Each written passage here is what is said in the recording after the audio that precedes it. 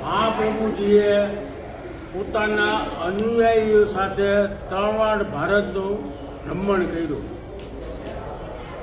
પ્રથમ એણે પરિક્રમા સંવત 1546માં શરૂ કરી, એટલે મહાપ્રભુજીનો જન્મ સંવત 1535માં.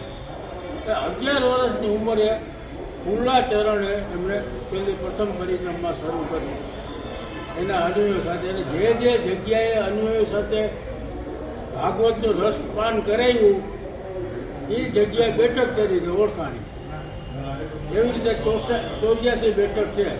આપણી અહીં બેઠકનો નંબર 64મો છે.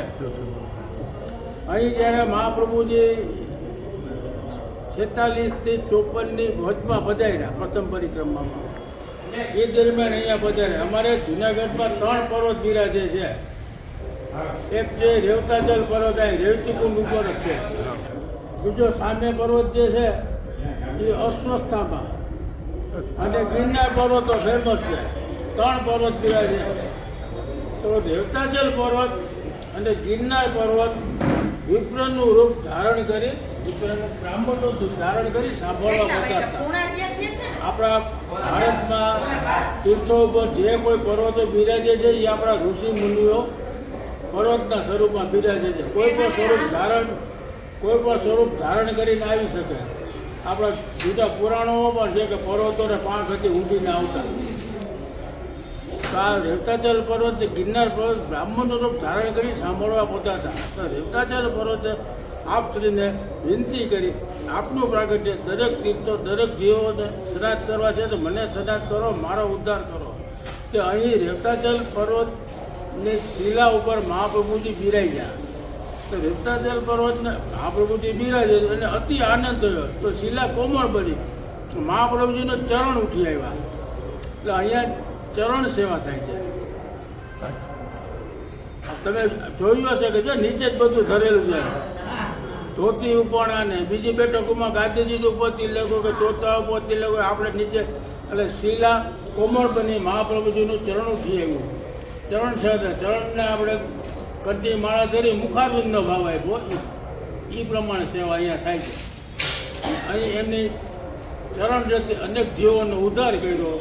અને દામોદર કુંડમાં સ્નાન કરતા દામોદરજીનું સ્વરૂપ પ્રાપ્ત થયું. એ હાલ જુનાગઢની મોટી હવેલીમાં બિરાજે છે. જુનાગઢની મોટી હવેલીમાં? હા. હવે આ રેવતી કુંડ બાજુમાં જે રેવતી કુંડ બિરાજે છે, કૃષ્ણના મોટાભાઈ બળદેવજી, એમની પત્ની રેવતીજી. બળદેવજીના આ જગ્યાએ રેવતી એ જગ્યાએ વિવાહ થયા. આ છે ને રેવતી કુંડની હવન કુંડ છે, સમજ્યા? અહીંયા એમના વિવાહ થયા છે. આપણા સૌરાષ્ટ્રમાં ત્યારે તો કૃષ્ણનું જ રાજ હતું, દ્વારકાને બધું આખું એરિયા. એટલે અહીંયા એમના વિવાહ થયા. રેવત રાજાની દીકરી રેવતીજી સાથે વિવાહ થયા ત્યારે બધા દેવો પધાર્યા હતા. બધા ગોખલામાં દેવોનું સ્થાપન પણ છે. તો બધા દેવો પધાર્યા હતા.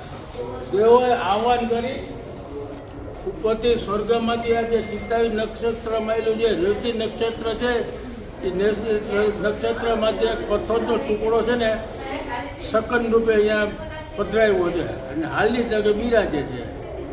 પથ્થરનો ટુકડો? હા સર. એ તો અત્યારે તો બહુ ઊંડો છે, પણ એ તો ખાલી હોય ને તો જોવા મળે. સમજ્યા? એટલે એવી રીતે હાલની તકે બિરાજે છે. અને આપણે સ્કંદ પુરાણમાં પણ લેખ છે. અમુક જાતના 5 યોગ ભેગા થાય, રેવતી નક્ષત્ર, પૂનમ, રવિવાર એવા 5 નક્ષત્ર ભેગા થાય તો નિસંતાન દંપતી અહીંયા વિધિ કરી અને સ્નાન કરે, તેમને નિસંતાન દંપતીને સંતાન પ્રાપ્ત થાય એવું સ્કંદ પુરાણમાં લેખો છે. એટલે આ રીતનું આ બહુ ખૂબ પવિત્ર છે. એટલે બલદેવજી અને રેવતીજી ઉપર જે મંદિર છે, બંને ભાઈઓ બિરાજે છે પોતાના યુગલ સ્વરૂપમાં. કૃષ્ણ ભગવાન રાધાજી સાથે અને બળદેવજી રેવતીજી સાથે ઉપર બિરાજે છે. તો આપણે આ કુંડને બહારથી ખબર નથી પડતી કે અહીંયા અંદર કુંડ છે કોઈને? એની વિશે તમે એટલે પેલા કંઈક મુગલો આવ્યા હતા ને એને આની રક્ષણ કરવા માટે આપણે એને બંધ રાખ્યું? બહારના માણસો બધા આવે કચરો ને કૂડો ને બધું ફેંકે બધે. હવે અત્યારે તો જ્યાં જુઓ ત્યાં બધું ગંદુ પાણી ગંદુ જ હોય છે. એટલે સેફટી માટે આપણે તો આ જલ છે ને સ્નાન કરવા માટે ઉપયોગમાં લેવામાં આવે છે. એટલે તે ચારે બાજુથી પેક કરી દીધો છે.